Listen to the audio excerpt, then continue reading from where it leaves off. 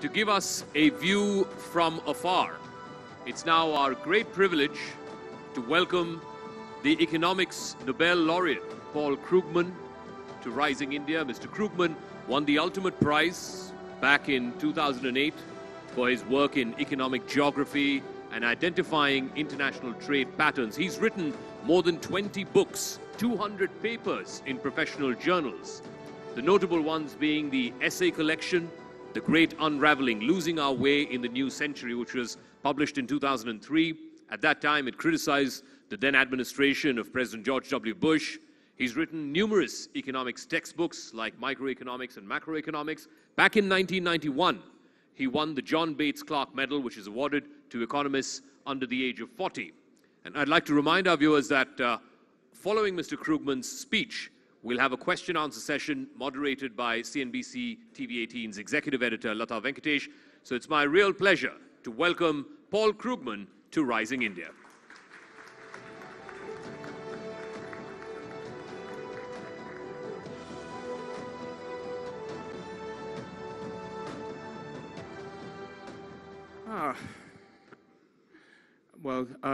Good morning, everyone. Thank you to Network 18 for the invitation. Thank you all for being here. And okay, I'm going to try to keep a little track of time here. I'm not an expert on India. That I hope will be clear. I do have a fair bit to say about India in the context of the world economy, but I want to start by talking about some more global issues, and then focus in on where India fits into the story. And I actually thought that it would be interesting, perhaps, to give you a little bit of a personal retrospective. That may seem a little odd here, but I think it's relevant. So I went to graduate school in the 1970s. I got my PhD in that decade. And at that point in one's life, you need to decide what your specialty is going to be, what area is going to be the piece of economics that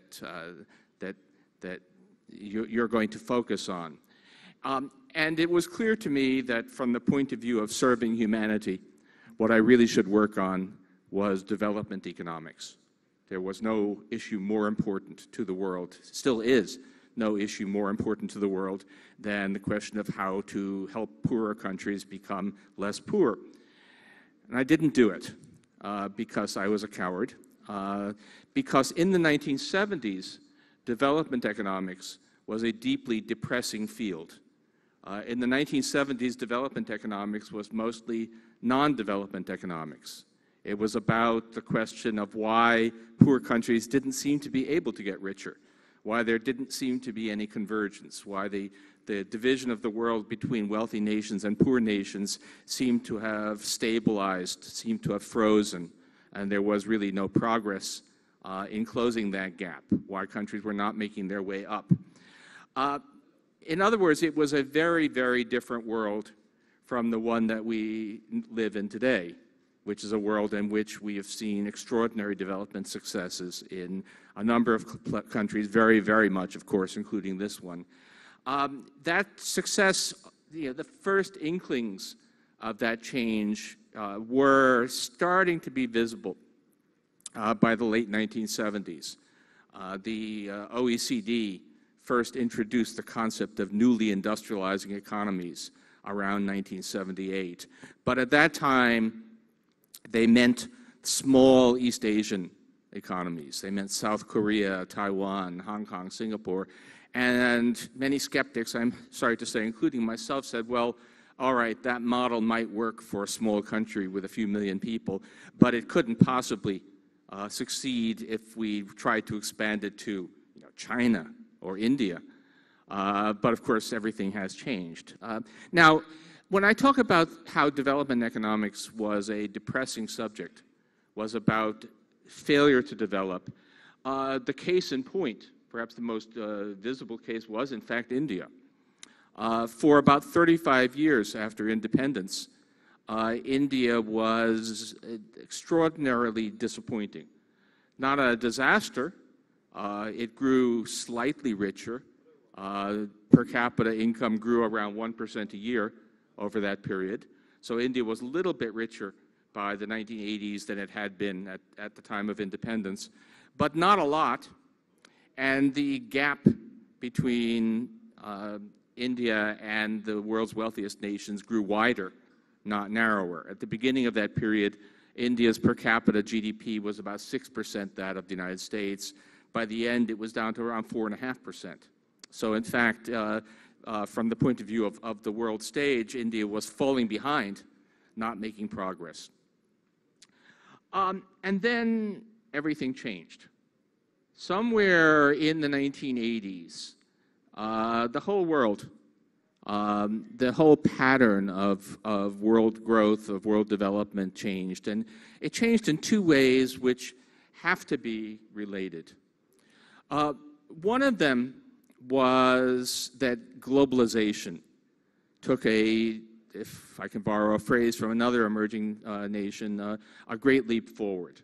Something unprecedented began to happen to the world trading system. If we look at, now it's true that trade had been growing rapidly faster than income ever since World War II. That we'd had a long period of growing trade, but until around 1985 or so, all of that growth in trade simply reflected a return to old patterns. As late as about 1985, world trade relative to world GDP was only about as high as it had been in 1913. That is, we were only restoring to roughly back to where we had been before World War I. And in between, of course, we had two wars, a Great Depression, widespread protectionism, and then gradual liberalization of trade after that. But all of that had been only enough to more or less restore the amount of globalization of trade that we'd had before. And in fact, in other respects, international investment was actually lower than it had been before World War I. International movement of people was lower than it had been before World War I. So as of 1980, it was easy to say, look, we're not a very global economy. We're more than we were in 1950, but really nothing that our grandfathers wouldn't have seen as being perfectly normal. Since then, something changed. Since then, we've seen a takeoff of international trade and other forms of globalization to levels that really are unprecedented. In particular, after 1990, you just see this inflection point in which world trade begins to grow much more rapidly than it had in the past, to levels about twice anything that we had seen before. Not only did the volume of international trade grow, but the character changed as well. In the 1980s, we were still overwhelmingly a world in which wealthy countries sold manufactured goods to developing countries, and developing countries sold raw materials in return. It was to the extent that there was an industry in developing countries, it was industry aimed at the domestic market, industry that grew up behind high tariffs and other barriers to international trade. So it was still very much, if you like, it was, in economic terms, it was a colonial world still. Maybe the colonies had political independence, but in terms of their economic role, they were hewers and wood and drawers of water for the advanced countries still. All of that changed. We became a world in which sophisticated, well, certainly manufactured goods, not necessarily sophisticated ones, became major exports of developing countries. Complete transformation in the pattern of trade, and a change in the nature of that trade as well, in that simple trade, a manufactured good from Britain traded for jute from from South Asia, was replaced with a world in which a product would be produced in many stages in different countries, in which the value added. The famous example these days is smartphones. Where is a smartphone manufactured? The answer is, well, that's actually a complicated question. Something like this is it includes probably a microprocessor from Japan, a memory chip from Korea, a disk drive from Singapore, and the final assembly will have taken place in China. But calling it a Chinese product is very much misleading about the nature of the actual process. What led to this tremendous increase in trade? Well, we don't fully actually understand it. One of the things you learn when you start to study economic history seriously is that often we don't fully really understand what causes changes. One of my old teachers used to say that attempts to explain economic growth always end up in a blaze of amateur sociology. So there's always some things that we don't fully understand. But there were a couple of things that played an important role, and I want to stress those because they will eventually be part of my story of why India may be a little bit different from other emerging economies. So one thing was technologies of transportation and communication. Containerization was widely introduced in the 1970s, but it took a while to figure out what you could do with it.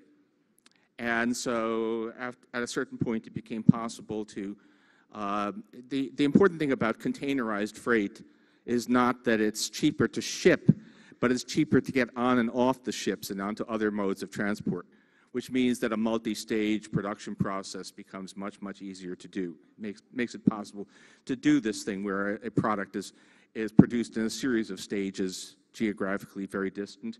And information technology makes it possible to keep track of that kind of complicated transaction, to coordinate production operations globally. So it's certainly the case that improved technology made it possible to have a much more integrated global economy. And there were also big policy changes, not so much in advanced countries. Wealthy countries had already pretty much, they'd already brought tariffs down to quite low levels by 1980. When we talk about trade policy, the really big changes there took place in the 1950s and 1960s. And in advanced countries, they had already taken place. But emerging markets made a huge, almost a U-turn on policy. Before the 1980s, the overwhelming thrust of policy was towards manufacturing for the domestic market. And no place more than here. India tried as closely as possible to be a self-sufficient, completely inward-looking economy, trade only about 4% of GDP. It was a wholly inward-looking model of development, which didn't work. After the 1980s, there was a huge shift towards trade liberalization, opening up of exports, very enormous outward. And of course, in the case of China, the end of communism as a fact, if not as the end of communism as an ideology, and the shift to a more or less market economy. So between those two things, you have this enormous increase in world trade. What happens more or less at the same time, and must be closely related, is a transformation in the pattern of world development. And I don't know if you've heard of Branko Milanovic, now my colleague at the City University of New York, and the elephant curve. But if you haven't, you should. What Branko has done is to create a picture of incomes around the world, not by country, but by person. Let's just look at the global distribution of income. Line up all of the people in the world as best we can by their income and ask, how is that income changing? How has income changed if we look at the 10th percentile, the 50th percentile, the 90th percentile of the global income distribution? And what he finds is that since the late 1980s, if we put on one axis the percentile of the income distribution, and on the other axis the growth rate of income, what you get is a curve that looks like that. Whoops, there. He says elephant. I think that this part is supposed to be the trunk of the elephant. There's this huge hump in the middle, and then the big rise. Now, what we're seeing here is that the poorest countries, the poorest people who are in the poorest countries, have still seen very little improvement. Most of sub-Saharan Africa is still pretty much where it was. We also see there's another dip in there, which is the working class in the advanced countries, which has not seen very much income growth. And that's part of the story of political economy in the first world, resentment, populism, some very strange people achieving elected office, but I'm taking a vacation from that for now. And at the far end, there is a global elite which has been pulling away from everybody else. And that's a problem that some of us spend a lot of time worrying about, but it's really not my subject here. But what there is in that middle, that big hump, is the rise of the middle class in emerging markets. That is the dramatic rise of income in the number of countries that were very poor, are still relatively poor compared with Western Europe or the United States, but not nearly so relatively poor as they used to be. And they have achieved extraordinary growth in income over that period. People mostly, when they talk about this story, understandably focus on China, where you have the most dramatic changes. But India is very, very much part of that story as well. And I think, when I was asked to speak to this conference, people wanted me to talk a little bit about how the rest of the world sees India. And the truth is that the rest of the world does not actually pay nearly as much attention to India as it should. If you were to look at the Indian story, suppose that China were not in the picture, getting so much of the focus and, of course, also so much of the hostility. Suppose we only looked at India, then we would be saying, what an incredible story, something that was really unprecedented in global economic history. What we've seen since India really made a turnaround about 30 years ago, we've seen a quadrupling of GDP per capita. That's transformational. That's huge. We've seen now India go.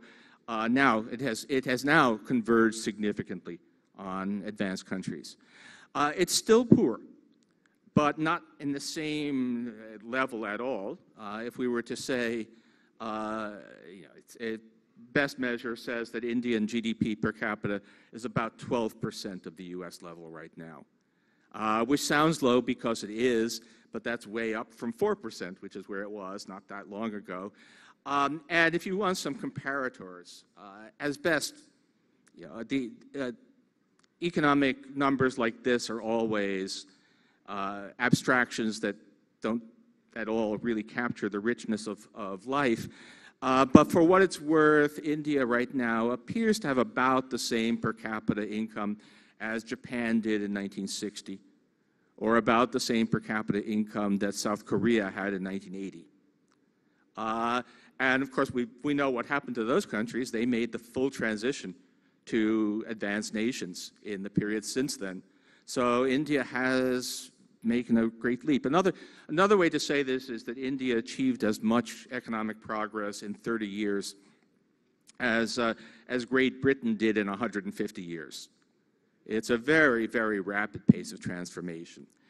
Now, one question that people ask, when you look at that Indian number and you look at those comparisons, you say, why does there still seem to be so much visible poverty in India if it's made. There appears to be more visible poverty, certainly, than there was in Japan in 1960. And the answer is one problem that you will have to deal with, which is a high degree of income inequality. India has a Gini coefficient, for those of you who do this sort of thing, of around 0.47. That's high. That's similar to someplace like Brazil, which is famous for high income inequality. Much of that is rural-urban, but there's also a high inequality within the urban areas. And so India has made enormous strides, but they're not very evenly distributed. And that is an issue that I know that people here are well aware of and will have to be dealt with future policy. But the progress is extraordinary. And of course, this is a very big country, which people have not at some level fully noticed. I was actually a little surprised, even doing the research for this talk myself, that more people haven't noticed that India is now, adjusting for purchasing power, is now the world's third largest economy. It has overtaken Japan. It is only the United States and China, or China and the United States, depends a little bit on your measurement, are bigger economies than India. It's far bigger than any European country. So this is an economic superpower by any normal standard in the world. It doesn't get full credit for it for, I think, a couple of reasons. One is that at market exchange rates, it's still substantially smaller than that, and that's a familiar issue. The market value, market price, GDP lags in poorer countries, so that from the point of view of somebody out to make money by selling, India is not quite as big as it really should be, but that will change over time. And the other is that the nature of India's export boom is one that has, I think, just been less visible, less, in some ways good for you, less conspicuous in its disruption than the export boom from some other emerging markets. But this is an extraordinary achievement. Question you want to ask is, what's responsible for that extraordinary progress in India? And that's the first question you want to ask. The second question you want to ask is, can it continue? What are the reasons for optimism and pessimism? But which I think is probably the more important question. But let's just talk a bit about what changed.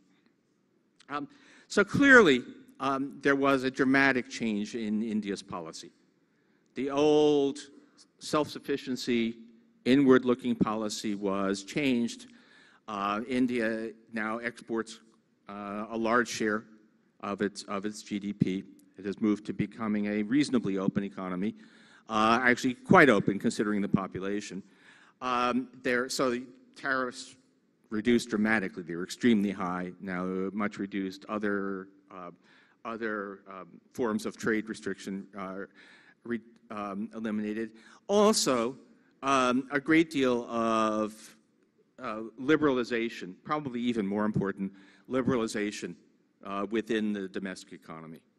As you presumably all know, from the point of view of U.S. politics, I'm on the center left. But that doesn't mean that I think that government should have a really heavy hand on the economy. India used to be, within my lifetime, even within my professional lifetime, used to be famous for the license Raj, where basically everything that was not specifically permitted was forbidden, and in which the bureaucratic obstacles to any kind of business were immense. That has not gone away completely, but is enormously reduced. And there have been a set of pro-business policies in general. India's overall thrust is still, perhaps, I'm sure that there are plenty of people in this room who will tell you things that they're upset about in terms of obstacles to doing business. But India has clearly become a much easier, much better place to do business than it was. I noticed last night the Prime Minister saying that India, in terms of ease of doing business, has moved up from number 148 to number 100. Being number 100 on that is not actually, that's not exactly a badge of distinction, but it's a lot better than it was, and it's a major improvement. India has also, by the way, moved up. One of the things that we still do talk about that was a big problem was infrastructure, and it still is, but it's better. Definite improvement on that criterion as well. So across the board, India has followed policies that have opened up the possibilities for doing business, have made it a very attractive place for international companies to do business. It's there, and it has been a real transformation of policy, and it came at a good time. There was a wave, if you like. There was a great a wave of globalization upon which countries with the right policies could surf, and India liberalized. India opened at the right time. So India's policy, and of course those goes both ways. India was witnessing changes in policies elsewhere. Indian policymakers were aware to at least some degree of the new opportunities, and so India was able to change its policies at just about the time that the world was becoming a much more friendly place for development, and took advantage. So what we have here is one of the great success stories of development so far, although still only up to a certain point.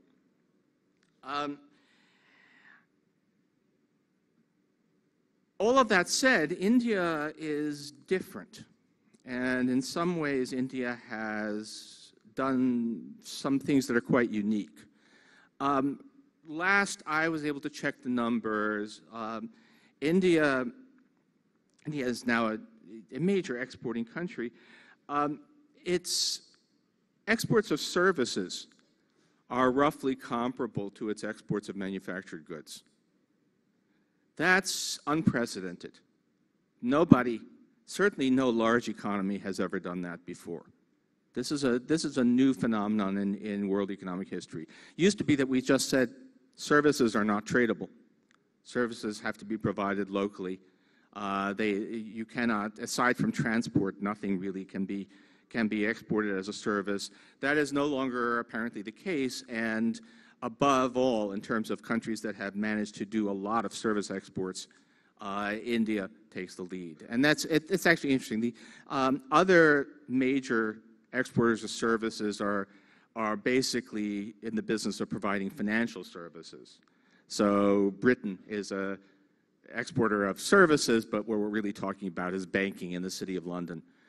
India, of course, is exporting a much wider range, everything from outsourced IT. I mean, call centers is actually almost receding into the past, but was one of the first places where people became aware of it. But this is something new. It means that India has followed a very, although it's part of this great globalization wave, it has followed a different path from those of other developing countries. Instead of a manufacturing-centered entry into the world market, India has in large part had a service-centered excursion into the world market, which is something new, something different, and I think possibly, and as I'll explain in a couple of minutes, something that might work very much in India's favor as we look at the days ahead. All right. Back to the world economy for a moment here.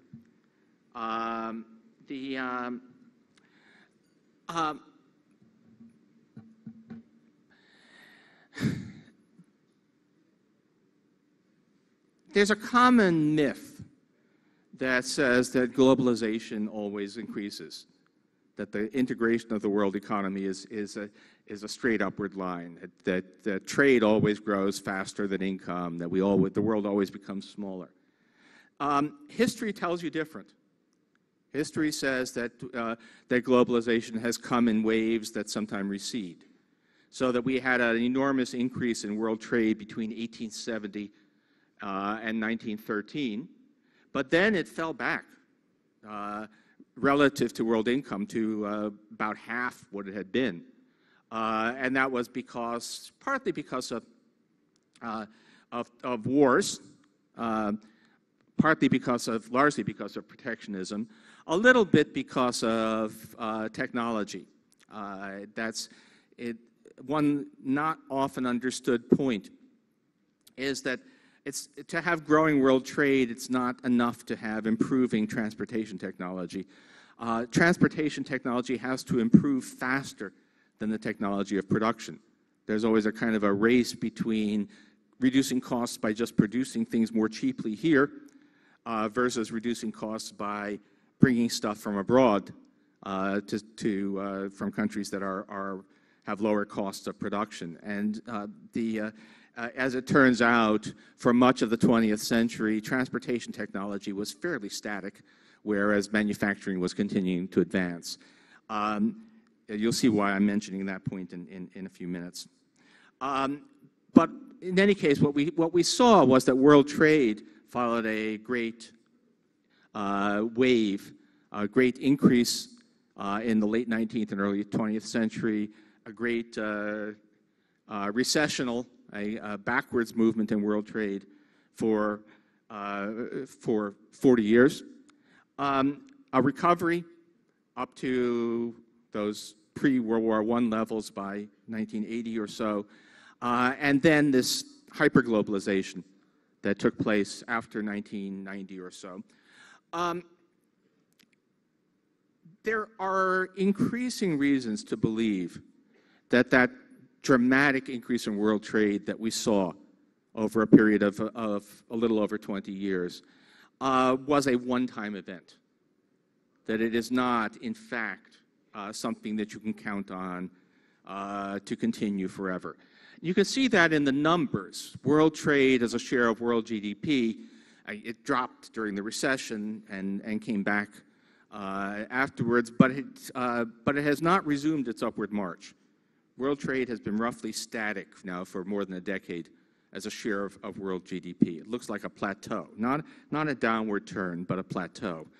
And if we ask why is that the case, the answer probably is that the technological opportunities were a one-time event. They were provided opportunities. Business learned to exploit those opportunities, but once you get there, you've gotten there. So we saw a tremendous increase in offshoring of production, tremendous increase in outsourcing to distant locations. By around 2010, we started to hear stories, see anecdotes, and a little bit of data suggesting that at least some manufacturing was discovering that it had gone a little too far in that direction. That even with very low transport costs, the logistical issues involved in shipping a good back and forth across the Pacific a few times in the course of production are not optimal. That it makes sense to reshore some production closer to markets. As you can see, some of that happening. In the United States, there's been this question, we've been seeing generally weak growth in wages across the board, except for a few skill categories where there has been clearly a very tight labor market for skilled workers with particular skills. And you ask, which are those skill categories? And they're not what you think. It's not actually that we're seeing big wage increases for software engineers. What we're actually seeing is big increases in wages for sewing machine operators. Because it turns out that at least some of the apparel industry has decided that it makes more sense to produce close to markets.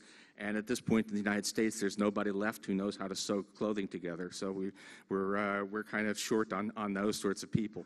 And that's an indication. Yeah, it's a trivial story from the point of view of the economy as a whole, but I think it's an indicator that we're looking at a situation where this great increase in globalization that we saw may have reached its limits. Doesn't mean a big downturn in world trade, but it does mean that there's this great wave that was driving a lot of change in the world economy has probably crested, has probably reached its limit, with one big exception, which we'll get to in a minute. So here we are, and we're looking at the story now. All right, and I think I should say that limits of globalization, that is a concern for some economies. It may be a concern for India at a certain point. Again, I'll get there in a few minutes.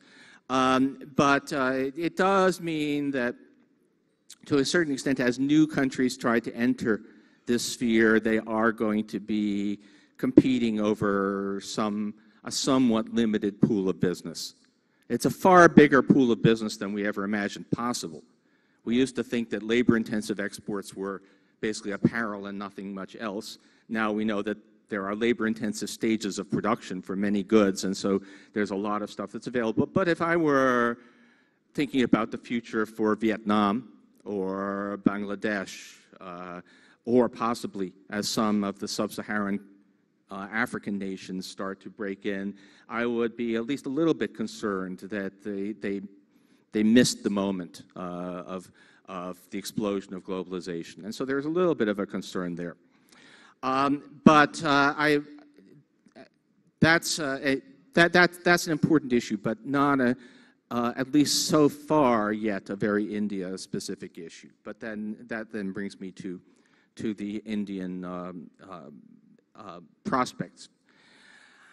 So let me give you 3 reasons for being optimistic. I think I'm obliged simply by the title of the summit to be optimistic here. So let me give you, but I actually am mostly, with some qualifications, quite optimistic about India's prospects. I think we're going to be hearing a lot more, and I think over time, when the world thinks about rising powers, it will be shifting its focus increasingly to India, at least a little bit away from China, which has been the lead story so far. The first one is people, both numbers and qualifications. So one of the panelists yesterday said India has a lot of smart people, and it does. There's clearly a cultural reservoir of creativity, entrepreneurship, on a level that I think back in the bad old days of slow Indian growth, no one could have imagined, but that's clearly there. And look, the widespread fluency in English is an important thing, even as the United States gradually loses its preeminent status. Nonetheless, English is the language of global commerce, and that's got to matter. But also, there's just plain numbers. If you try to think about national economic destinies, it matters a lot how many people of working age you have. If we're trying to analyze, we talk now, there was a time, I'm old enough to remember it, when Japan was about to become the world's leading economic superpower, which obviously never did happen. And it didn't happen for a couple of reasons. One was that the Japanese rapid productivity growth slowed down, that Japanese technological progress didn't stop, but no longer seemed to be unstoppable. But the biggest reason why Japan has receded on the world stage is simply demography. Japan, with very low fertility rates, cultural aversion to immigration. Japan has a working age population which is now shrinking at about 1.5% a year. And so even if you actually adjust for that, Japan's economic performance the past 20 years doesn't look too bad. But it's a declining factor on the world scene simply because there aren't enough Japanese. Believe it or not, China is starting to look a little bit like that. China's working age population appears to have just about peaked now and will be headed downwards in future. And that's a legacy of the one-child policy, various other factors, but China is not going to continue, it cannot continue to grow at the pace it did simply because of population. Plus, I would say in the case of China, a lot of their growth came from taking people from a backwards agricultural sector and moving them into the modern urban sector, and that process has probably reached its limits, so China has reached that point. India doesn't look at all like that. India's working age population is projected to grow substantially. It will substantially exceed China's working age population in just a few years, and will continue growing for quite some time, which is potentially a source of a lot of economic growth. One good way to have an economic superpower is to have a lot of people working productively, and India certainly has a lot of people. So that's a very, very important possibility. Of course, you have to find jobs for those people, and that's going to be one of the issues that we need to worry about a little bit. Come to that in a bit. But assuming that that can work, India has the demography is on India's side in terms of its future economic role in the world. Second source of optimism is simply that India is still quite poor, still quite far behind the technological cutting edge, which is not a good thing, but means that the opportunity for catch-up is still there. I mean, you cannot expect to have the kind of growth that emerging Asia has had if you're already at the technological frontier, which is why Japan, it can no longer be a country of rapid growth. But India is still, so much of India is still far behind, and of course, particularly if we look at rural areas. I was struck again by the Prime Minister's speech talking about rural electrification. That's not, believe it or not, that's not ancient history even in wealthy countries. If we go back to the United States, one of the major projects of Franklin Roosevelt, the New Deal in the 1930s, was rural electrification. Because in the 1930s, most of rural America did not have electric power. So we're now talking about, but the point is that you have the opportunity now to bring hundreds of millions of people into the modern world, and that in turn means that there's a tremendous source of growth, potential at least, that is not available for countries that have already done that. So that's a source of forward motion. The third source of optimism is the distinctiveness of India's role in global trade. As I said, India, it's completely unique and unprecedented to be as much of a service exporter as India now is. Up until the rise of India, all of the success stories in the developing world had been based around manufactured exports. And that's a good thing, nothing wrong with that. In fact, India needs to do more of that. I'll say more in a sec. But for the first time, we started to see large-scale exports of services from a developing country. That is, if we ask why did that become possible, and the answer is information technology, the internet. That is clearly something that there are just many things that used to be impossible to provide except on a very local basis that can now be outsourced to long distances. So the opportunity arose to start doing that, and it starts with relatively low-tech stuff like call centers, moves on to all kinds of information technology, other services. India got a head start. India began doing that before anybody else. Does it on a scale that nobody else can match. The widespread, again, use of English helps on that. This base of very smart people who understand information technology help on that. I would suspect, by the way, that India has a potential, it's already happening, you have a potential base at the very highest level of people simply coming back from from Silicon Valley to do enterprise here. So you have that as well. Now, why is that important? Why is that a special Indian advantage? The kind of hyperglobalization that we have mostly seen so far has involved manufactured goods. And the technologies that enable that, containerization, communication, have probably pretty much been fully exploited. The possibilities of service globalization have only just begun. We're only just in the very earliest stages of finding ways to deliver services remotely.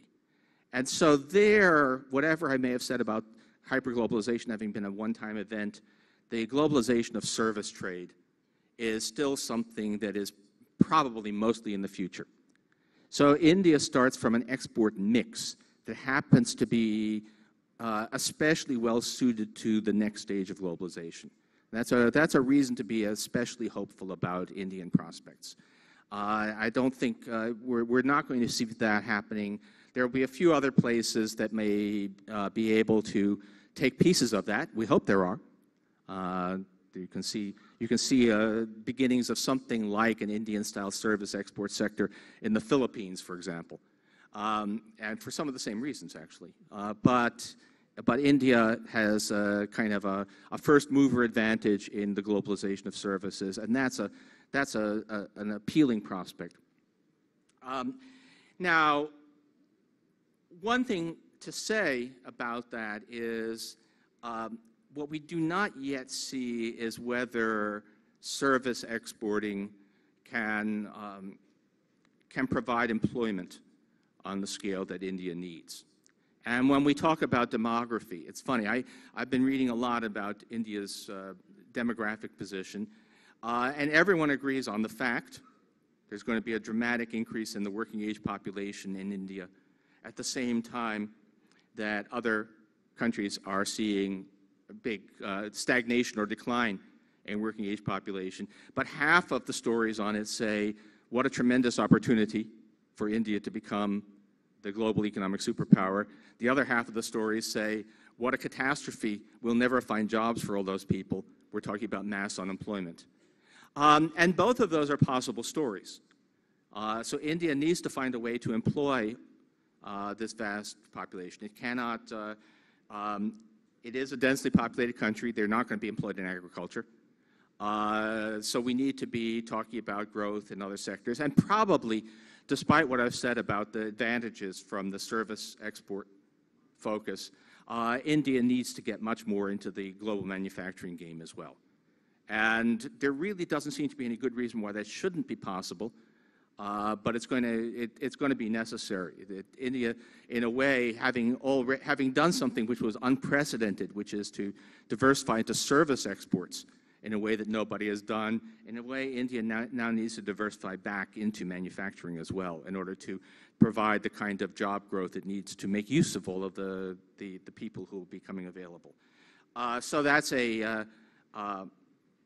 that is a question. But I still think that the unique nature of India's export boom does put it in a favorable position relative to other emerging markets in the decades ahead. Okay, let's talk about reasons for concern. So one very broad, there's a now widely observed phenomenon. I started by talking about how depressing it was to look at development economics 40 years ago because there were no success stories. And since then, there have been many success stories, China and India being the two most dramatic, but quite a few other success stories. However, there have now been enough success stories that we're starting to get some pictures of the limits of success as well. And there's a now quite well-documented phenomenon called the middle income trap. By the way, it's a great privilege You should be wildly encouraged that India has reached the point where we can now start to talk about the middle income trap. You have to make a lot of progress before you get to that point. But it turns out that it's quite common for countries to grow quite rapidly up until they reach, it varies, 20%, 50% of the per capita income of the wealthiest countries. And then they kind of stagnate, or at least slow down dramatically at that point.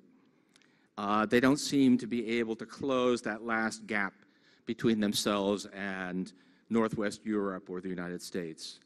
And what's that about? I mean, it's a statistical observation. What's it about? And the answer, as best we can tell, this is somewhat speculative, but we think what we see, is that institutional problems, institutional failures that are tolerable when you're still a poor, low-wage country start to become bigger obstacles once you no longer are in that position. Once you can no longer compete simply by being much cheaper as a production location in other places, you start to in a way, the future economic progress requires a quality of institutions that is higher. You need to get better at some things, and that can include a wide variety of things. It can include issues of corruption. You can have a very corrupt economy, which, as long as the corruption doesn't totally prevent business from being done, and it has low wages, it can still grow very rapidly. But at a certain point, let's put you can't become Denmark with Chinese levels of corruption, right? You can't. You have to clean up your act in order to be able to really compete at the highest levels. Government, efficient, effective government, including efficient provision of government services. Again, it doesn't have to be all that great at lower levels of development, but it needs to get much better. Banking. The banking system has to. The banking system doesn't have to be great when companies can largely finance themselves through reinvestment of profits, or when the investment opportunities are so large that even a not very effective banking system can do the job. You need to get a lot better at that in order to be able to close that final hurdle. And so you all know India far better than I do, but it's not hard to see that India needs a lot of institutional progress, needs to go a long way to get up to the kind of performance that one sees at in the most advanced countries, and that means that India is potentially susceptible to running into this middle income trap. Okay, I see I'm hitting limit here, but let me just say two things that may come as surprises to you in terms of threats. One is artificial intelligence. I mentioned that there's kind of a race between transportation costs and productivity in trade and goods. We're now starting to see in services that there's a little bit of a race between globalization and AI. Suppose that you want to get interpretation of medical data. Tests are performed on somebody in New York. They can be interpreted, well, they could be interpreted by somebody here who's paid a third the wage of the comparable person in the US, or they could be interpreted by an expert system. So you can outsource it to India, or you can outsource it to cyberspace. And there is something of an issue here. There's a possibility that some of these service opportunities will be foreclosed by AI. I won't say very much more about that, except to say that something is there's fantastic stuff happening on both fronts, but we don't know. There is some competition there. And finally, let me just say that the advanced countries are a mess. And although emerging markets have been moving forward, the advanced countries are still very troubled economies. We're over the worst of the Great Recession, but not for very much. In the United States, we have recovered, we have full employment, but we have interest rates that are still barely above zero. We have no shock absorbers in our system. So if something goes wrong, we have no good way to respond to it. Europe is still not fully recovered. We're still very, very vulnerable in the advanced countries. This open world trading system that has been so crucial to the progress of developing countries is obviously under threat. Populism is on the rise politically all across the advanced world. In addition to systematic populist backlash, you also just want to include the possibility of just plain irrational policy, lashing out. There's no guarantee, it turns out, that even in the most advanced countries, people who have no idea what they're doing may end up in charge of economic policy. I wonder what country I have in mind. Anyway, but the global system is under some risk, and that poses a threat. But let me just end by saying the story so far of India is wildly, wildly encouraging. If someone had told me 40 years ago that India would look now the way it does, that India's prospects would have looked the way they do, I would have said, you're dreaming. If the person had been Indian, I would have said your patriotism is leading you into bizarre optimism. In fact, it's a marvelous, incredible story, and probably the future looks even brighter than the past does. Thank you all very much.